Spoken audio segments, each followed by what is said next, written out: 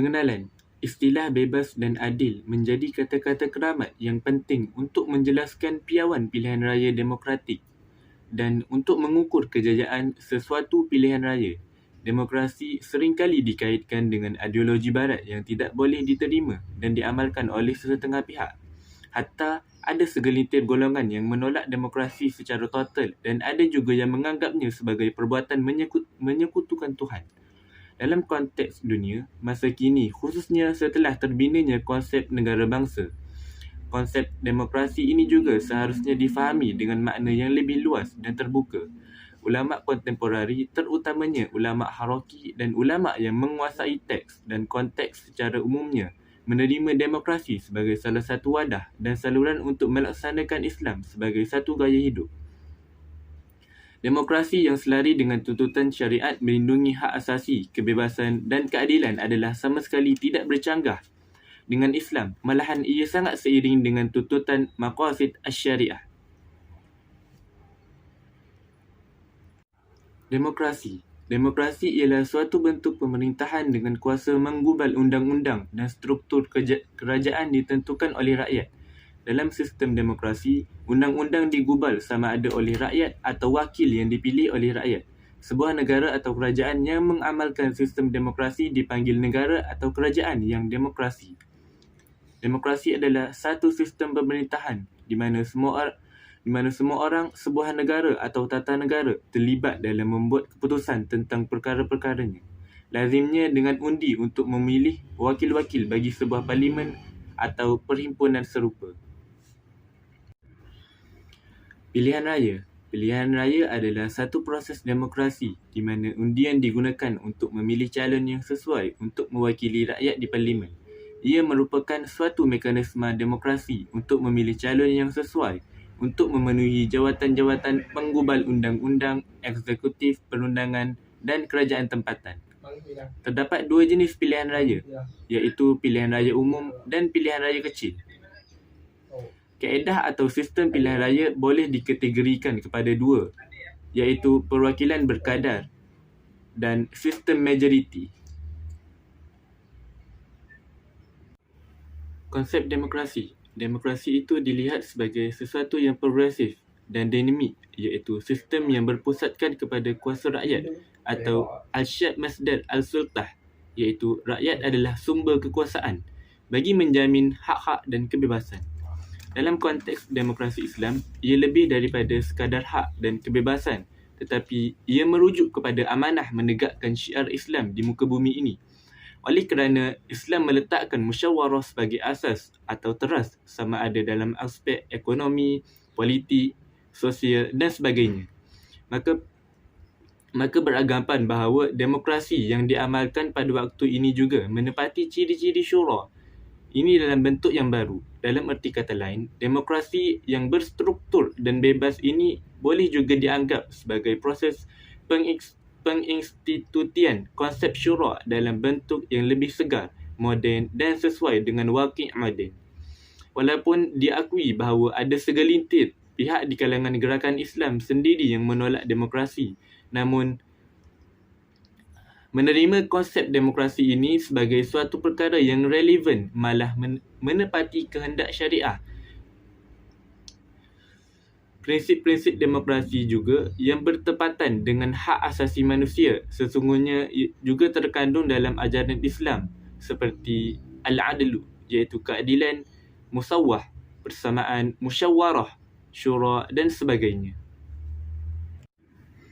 Kebaikan sistem demokrasi. Sistem demokrasi berparlimen dapat melahirkan taat setia rakyat yang tidak berbelah bahagi kepada pemimpin yang dipilih. Seperti yang kita tahu, rakyat juga terlibat dalam menentukan hala tuju politik negara. Oleh itu, sistem demokrasi berparlimen memberi ruang dan peluang kepada rakyat untuk memilih pemimpin yang berkebolehan dan berkualiti. Seterusnya, rakyat juga mempunyai hak bersuara, berpolitik dan berpersatuan. Pemimpin yang terpilih akan berkhidmat dengan sebaik mungkin kepada rakyat. Hal ini dapat membantu dalam perkembangan ekonomi rakyat. Kelemahan sistem demokrasi. Kelemahan ketara yang dapat kita lihat adalah dari aspek pengasingan kuasa. Di Malaysia, doktrin pengasingan kuasa tidak dilaksanakan mengikut konsep asalnya seperti yang diamalkan di Amerika Syarikat. Doktrin pengasingan kuasa mementingkan kuasa relatif antara badan perundangan, badan eksekutif dan badan kehakiman. Terdapat individu yang sama memegang jawatan dalam badan-badan ini.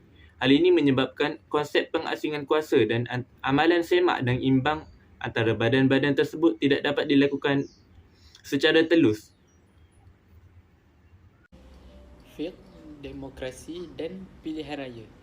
Yang pertama, oleh kerana sistem politik Islam selasi dengan nilai-nilai demokrasi dan menyokong amalan perwakilan politik, proses pilihan raya jelas sesuai untuk menjadi sebahagian daripada sistem politik Islam.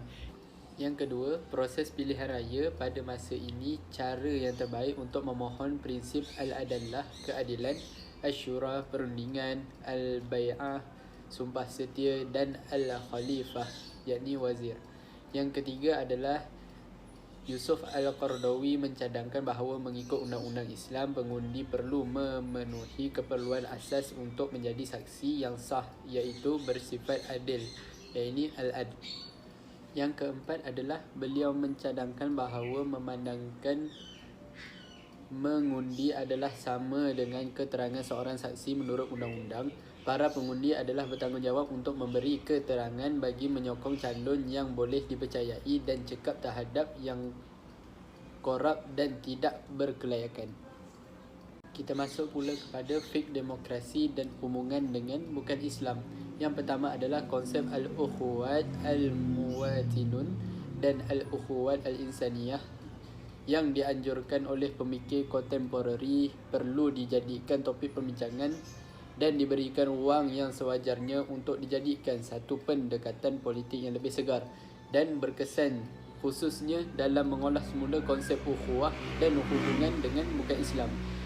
Yang kedua adalah konsep al-ukhuwat al-muwatinun ini dilihat mampu memberikan tasawur baru kepada metod dan pendekatan politik kepada golongan bukan Islam. Yang ketiga adalah Siddiq Fadil berpandangan bahawa konsep saudara senegara adalah amat bertepatan dalam menunjukkan kaum minoriti bukan Islam di Malaysia. Yang keempat adalah beliau memetik beberapa ayat Al-Quran yang tidak hanya menyebut persaudaraan keagamaan, yang bermaksud sesungguhnya orang-orang mukmin itu bersaudara. Al-Hujurat ayat 10. Yang kelima adalah kerap kali menjadi topik hangat mengenai Islam mutakhir ini, merujuk kepada isu tomahan ketidakupayaan syariat untuk melindungi hak-hak asasi manusia. Persepsi seperti ini boleh diperbetulkan melalui konsep al-ukhuwat al-insaniyah atau saudara sesama insan yang dibicarakan dengan terperinci oleh Yusuf Al-Qaradawi. Istilah ini bukanlah perkara baru. Bahkan ia sebenarnya bertepatan dengan ayat 70 surah Al-Isra' yang bermaksud dan sesungguhnya telah kami memuliakan anak-anak Adam. Yang ketujuh adalah ayat ini dengan tegas mengatakan bahawa Allah Subhanahu Wa Taala memuliakan manusia dan mengiktiraf hak-hak asasi yang sebahagian besarnya adalah menjadi kewajipan setiap individu. Kita masuk pula kepada fiqh demokrasi dan tahalluf siasi. Yang pertama adalah dalam konteks sistem demokrasi pada hari ini, berbuat baik dan berlaku adil terhadap warga bukan Islam adalah termasuk dari aspek memberi ruang untuk mereka menganggotai majlis-majlis perwakilan, termasuk menyertai pilihan raya dan mewakili masyarakat seperti yang diamalkan pada hari ini. Isu tahalluf siasi ini sebenarnya boleh difahami dengan mudah sekiranya fiqh sirah itu difahami secara menyeluruh ditambah dengan kefahaman konsep al-ukhuwat al-muwatinun dan al-ukhuwat al-insaniyah. Terdapat beberapa peristiwa penting di mana Rasulullah SAW mendapatkan khidmat orang bukan Islam, termasuk kisah Hifz al-Fudul dan amalan para pemerintah Islam terdahulu, di mana kesemua ini secara tidak langsung membuktikan keharusan untuk bertahalluf siasi ini. Yang keempat adalah antara bentuk tahalluf siasi yang paling awal dalam sejarah Islam ialah ketika Rasulullah SAW menganggotai Hilf al-Fudul, iaitu sebuah pakatan di kalangan orang-orang musyrikin untuk memelihara keamanan dan melindungi golongan mustad'afin. Kisah Hisham ibnu Amr al-Amiri yang memperjudikan nyawa dan kehidupannya apabila membantu Rasulullah SAW dan keluarga ketika peristiwa pemulauan selama 3 tahun juga mesti dijadikan rujukan dalam memahami isu ini. Hisham ibnu Amr al-Amiri masih tidak beriman kepada Allah Subhanahu Wa Taala tetapi secara sukarela membantu Rasulullah SAW atas dasar kemanusiaan, dan inilah yang dinamakan sebagai ukhuwat al-insaniyah. Seterusnya kita masuk pula kepada fiqh al-intikhabat, pilihan raya dan kewajipan mengundi. Yang pertama, pengundi harus dilihat sebagai sesuatu yang lebih daripada tanggungjawab sebagai warga negara. Yang kedua, kewajipan mengundi wakil rakyat maupun ahli parlimen perlu dianggap sebagai ibadah dan ianya sangat dekat dengan konsep kesaksian. Yang ketiga adalah perbuatan tidak mengundi boleh dianggap sebagai menyembunyikan penyaksian yang bertentangan dengan tuntutan Islam. Yang keempat adalah Siddiq Fadil berpandangan bahawa kesaksian melalui peti undi ini merujuk kepada pernyataan sikap dan penilaian yang jujur terhadap kelayakan seseorang calon dan partinya berdasarkan kriteria asas, yakni qawiyun amin, kuat dan dapat dipercaya, dan hafizun alim, berintegriti moral dan berkompetensi intelektual. Yang kelima adalah contoh isu adalah protes kepada keadaan dan budaya politik. Golongan ini cuba untuk mengajak dan berkempen untuk masyarakat tidak menyertai proses pilihan raya dengan tidak keluar mengundi atau membuat undi rosak. Yang keenam adalah perkara ini adalah sesuatu yang bertentangan dengan tuntutan kepada semua warga yang layak untuk memilih pemimpin hatta dalam keadaan di mana pilihan yang ada tidak meyakinkan.